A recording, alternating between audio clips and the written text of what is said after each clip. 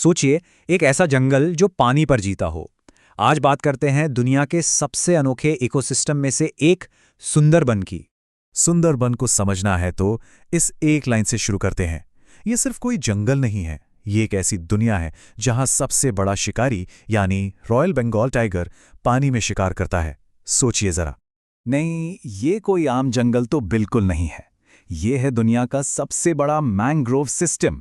एक ऐसी जगह जो समुद्र के ज्वार भाटे के साथ लिटरली सांस लेती है और हर दिन अपना रूप बदलती है। मतलब सुंदरबन का जो भूगोल है ना, वो स्टैटिक नहीं है, ये लगातार बदल रहा है। ज्वार के साथ दिन में 2 बार ये खुद को एक नया आकार देता है। जरा सोचिए, एक ऐसा जंगल जो हर रोज अपना नक्शा खुद बदलता हो।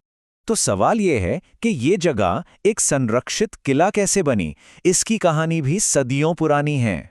इसका सफर देखिए, प्राचीन कथाओं में एक पवित्र जगह होने से लेकर आज एक वर्ल्ड हेरिटेज साइट बनने तक का है।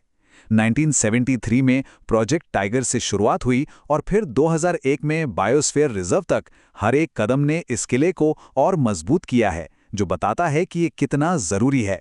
अब इस जंगल को जो चीज जिंदा रखती है वो है इसका एक कमाल का अडेप्टेशन। इन जड़ों को देखिए, ये प्रकृति का स्नॉर्कल हैं। ये पेड़ों को ऐसी जगह पर सांस लेने में मदद करती हैं जहां बाकी सबका दम घुट जाए।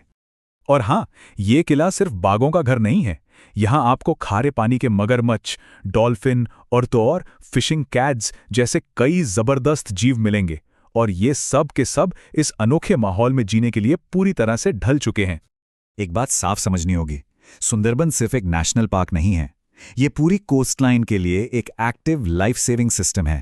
तो सबसे जरूरी बात क्या है? यही कि इस जंगल को बचाना इंसानी जिंदगियों और शहरों को तूफानों से बचाने जैसा ही है।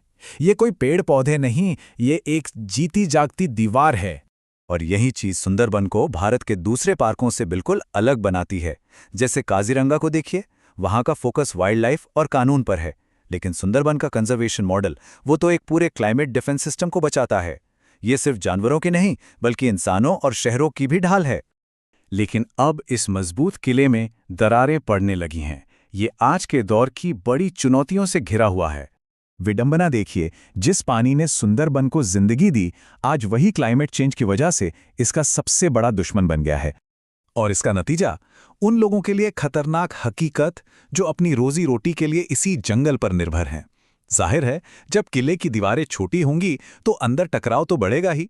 मतलब वो नाजुक इकोलॉजिकल बैलेंस जिसकी वजह से ये किला आज तक खड़ा है, उसे धीरे धीरे जहर दिया जा रहा है। और ये सब हमें एक कड़वी और शायद अटल सच्चाई तक ले आता है। तो इस डूबते हुए किले की कहानी हमें अपने भविष्य के बारे में क्या सिखाती है?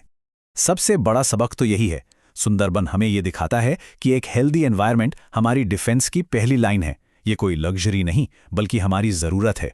और आखिर में सुंदरबन की कहानी एक बहुत गहरा सवाल छोड़ जाती है, प्रकृति के बचने और हमारे बचने के बीच के रिश्ते पर। सवाल ये है कि अगर ये किला गिर गया तो क्या शहर सुरक्षित रह पाएगा?